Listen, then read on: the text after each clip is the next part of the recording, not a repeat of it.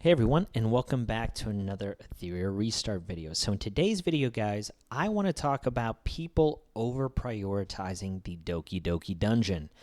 Now, I know this is maybe a hot take. I really don't want you to downvote anything until you hear me out. And I do want to say that this is just a theory, but I think the argument is sound. So hear me out, and then if you still hate it, then you can downvote the video and call me an idiot in the comments, and that's fine. Okay, so the reason why I think people are over-prioritizing this is I've seen tons of videos and lively discussions in Discord and things like that where people are like choosing targeted summons or re-rolling for characters and just building up characters specifically for Doki Doki. Now, I can understand why they're doing this, and not to say that it's a bad strategy, because I think speed gear, which is where you farm Doki Doki, is generally going to be good. Like, it's a universal set. I think it's going to be way better in PvE content, though, than in PvP. So I guess this theory is a little more PvP focused. But I think people fall into the trap, which rightfully so, of speed gear is king in turn-based gacha games, especially ones like Etheria Restart, where turn meter manipulation is a big thing. You can actually lap your opposing, characters, your enemy's characters. Like, if you have 300 speed on your character and they only have 149, your character is going to go twice. And if you always go and your opponent never goes, yeah, you're going to win. But the reason why I think Doki Doki is overfarmed is speed is actually, it's way easier to counter in this game than it is in other gacha games within this same area of gameplay, right? Your Epic 7s, your Raid Shadow Legends, your Summoner's War, all of those games. For two reasons. The first reason is shells, right? Your, pets, your weapons. They make countering speed extremely easy in this game. Like, if you look at the Mythic Shells in this game, the effects that they have make countering speed quite easy.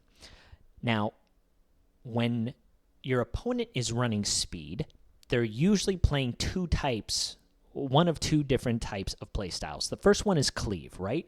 Where you never get a turn and they just destroy your entire team before you ever take a turn. That's a very common kind of PvP strategy in most games. It requires very high-end gear, great rolls for all the things that you're trying to do to accomplish this. And I'm not saying that they still won't be able to do it. However, I think it is way harder in this game because of these shells. And I want to call out just a couple of these shells for that reason specifically, okay? The first one that I want to call out here is this law of silence, okay? This shell, at the start of battle, puts this void state on the owner, right? The character who has this shell equipped. What that does is it increases the effect resistance by 60%. We're going to talk about that part in a second.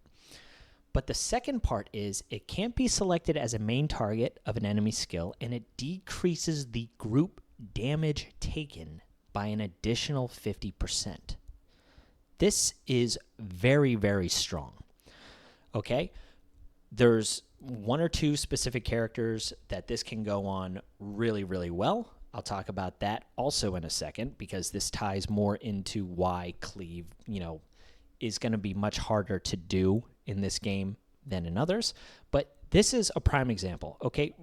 A group-wide reduction of 50%, meaning AoE damage is going to be not very good. And that's what cleave tends to be. It's just like one huge, big AoE nuke. This already makes that extremely hard. The second one is the other shell down here called Lighthouse. It says when your main animus takes damage greater than 25% of their max HP, it then heals them, and it increases their turn meter by 25%. So this could go a couple ways, right? Because Cleave is going to have a hard time with just one nuker because of shells like Law of Silence, you also have Lighthouse here, where if they bring in 2 nukers, the first nuker might end up pushing your other Animus in front of the second nuke to cut them off. Like, turn meter manipulation in this game, everyone knows is very, very strong, or at least it was in the final beta. Whether or not the devs, nerf that or change it before the global launch, I don't know at this point in time. But being able to jump ahead of the second Cleave unit is just, it ends it right there. So 2 shells, like right off the bat, in my opinion, make that quite difficult, okay? The other type of strategy that comes into play with Cleave is just crowd control, right? It's those type of teams where you just go first, you have a speed lead, you push everyone back, you bring everyone else in front of the turn order on your team, and then you just stun, freeze, silence, sleep, all of those things, right? Now, this is also hard to do for a couple reasons. One, you have a shell like Alicorn, right, which dispels 2 debuffs from your character at the start of the turn. So before they take an action, you just remove 2 debuffs. So, the freezes, the sleeps, the stuns, they're gone. So that's already an issue. Just this shell existing hurts that. The other reason why I think speed set or those types of teams are easy to counter is because the game also has a very interesting, what's the word I'm looking for? Interaction with turn meter reduction, right? One of the most talked about characters in this final beta was Marvel, okay? On Marvel's skill 3, once it's fully skilled up, he has a 100% chance to reduce speed down and then push the target's turn meter back by 50%. This is a huge turn meter pushback. This guy was everywhere. He's talked about as one of the most sought after SRs for global launch, which I think will stay the same. Like, he is amazing. However, what has been tested within the community is the shells from, say, like Aurora, right? There is a module in Aurora called Bullwork. And what Bullwork does is it grants immunity for 1 turn at the start of battle. Now, immunity, this doesn't always hold true in every gacha game, but immunity in this game does avoid turn meter pushback. So, if your opponent doesn't have any way to get rid of the immunity on someone that's wearing Bulwark, Marvel will not push them back, will not put up speed down or resistance down on any of your characters, so this move will just be completely irrelevant. These are the reasons why I don't think speed is as strong as it is. I think people are really over-prioritizing it. And again, this is more so on the PvP side. So the first week, I think speed is going to be king because the Aurora dungeon here actually doesn't open up until you reach level 30 on your account. So people won't even have access to Bulwark at that point in time. But Aurora also offers another module set called Bloodbath, where if you have 12 matrices, when the total damage in a turn exceeds 20% of max HP, the excess damage is additionally reduced by 55%. So the first 20% is full damage, but then everything after that gets reduced by more than half.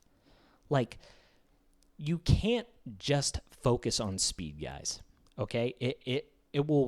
You will get stuck so hard in PvP, you'll get outclassed by all of the other people that have a wide range of play styles that they can counter a speed team in no time.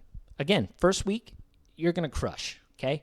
If you're speed rushing Doki Doki and you're farming Inferno, by day 10 or whatever, I forget what the stats say, like when you can reach level 50, because that's when Inferno unlocks. But after that, it is going to be a steep cliff fall off. So that's kind of my take on that, right? Even though Swift Rush is very good, the speed boost is nice.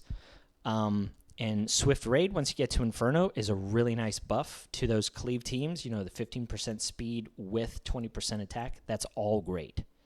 But at the same time, there are plenty of ways to counter it, not only by damage reduction from the shells and other modules, but also turn meter manipulation from the shells, cutting in front of other units, ways to stop turn meter pushback with Aurora, gear with that immunity. You also have heroes that can cut in front and put immunity up on people as well. But I don't think a lot of people know that the turn meter pushback can be resisted or completely negated with an immunity buff.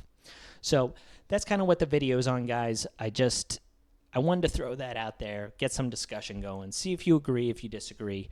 But I know for myself, I want to have a nice,